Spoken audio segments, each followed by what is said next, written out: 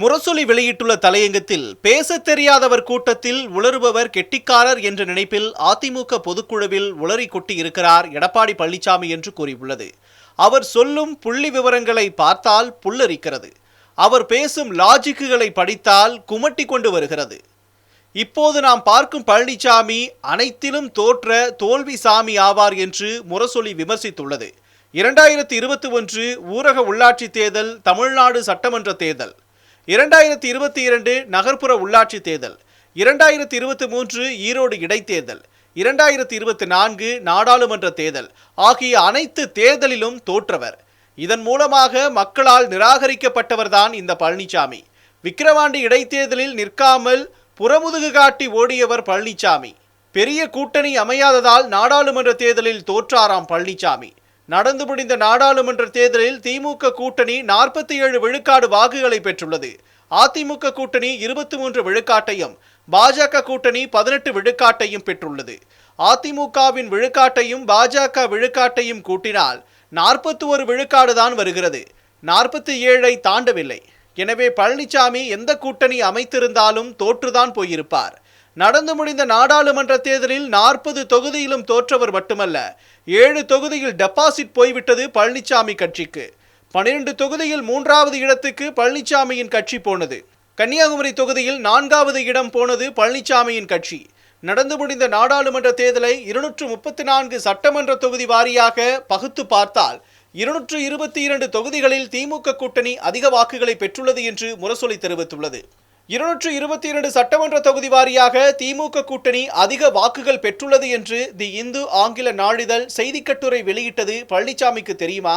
32 மக்களவை தொகுதிகளை உள்ளடக்கிய 192 சட்டமன்ற தொகுதிகளில் முழுமையாக திமுக கூட்டணியே அதிக வாக்குகளை பெற்று சாதனை படைத்துள்ளது என்றும், திருவள்ளூர், தென்சென்னை, அரக்கோணம், பெரம்பலூர், கரூர், திருச்சி, கோவை, நாமக்கல், நீலகிரி, மதுரை, தென்காசி, தூத்துக்குடி மக்களவை தொகுதிகளில் அனைத்து சட்டமன்ற தொகுதிகளிலும் அதிக வாக்குகளை திமுக கூட்டணி பெற்றுள்ளது என்றும் தி இந்து சொல்லியது.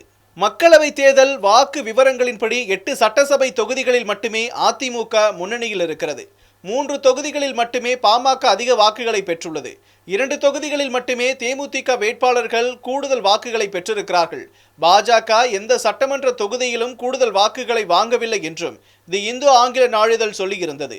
பழனிசாமிக்கு புரியும் மொழியில் சொன்னால், நாடாளுமன்ற தேர்தல் நடக்கும்போது சட்டமன்ற தேர்தல் நடந்திருந்தால் பழனிசாமி கட்சிக்கு 8 சீட் தான் கிடைத்திருக்கும். இது எதுவும் புரியாமல் கத்திக் கொண்டிருக்கிறார் பழனிசாமி.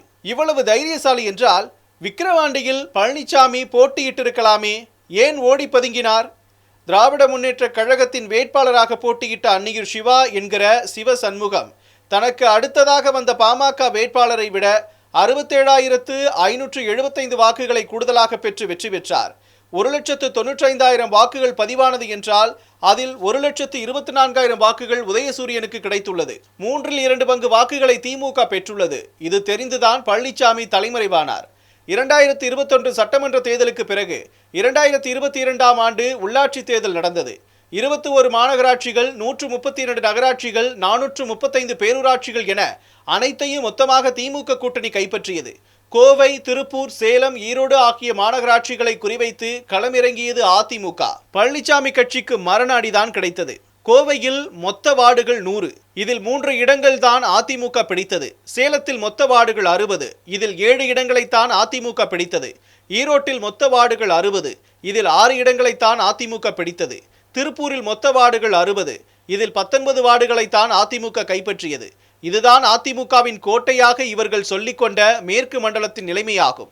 சென்னையில் மொத்தமுள்ள 200 வார்டுகளில் 15 வார்டுகளும், மதுரையில் 100 வார்டுகளில் 15 வார்டுகளும், திருச்சியில் 65 வார்டுகளில் 3 வார்டுகளும், நெல்லையில் 44 வார்டுகளில் 4 வார்டுகளும், கரூரில் 48 வார்டுகளில் 2 வார்டுகளும், கடலூரில் 45 வார்டுகளில் 6 வார்டுகளும் மட்டுமே அதிமுகவால் வெற்றி பெற முடிந்துள்ளது. திமுக வாக்குகளை மட்டுமல்ல, அதிமுக ஆதரவு வாக்குகளையும் சேர்த்து திமுக வாங்கிவிட்டது. இதுதான் உண்மை. எனவே பொய் கணக்குகள் சொல்வதை விட்டுவிட்டு மக்களுக்கு ஆக்கப்பூர்வமான செயல்களை செய்வதில் பழனிசாமி கவனம் செலுத்த வேண்டும் என்று முரசொலி தலையங்கத்தை நிறைவு செய்திருக்கிறது.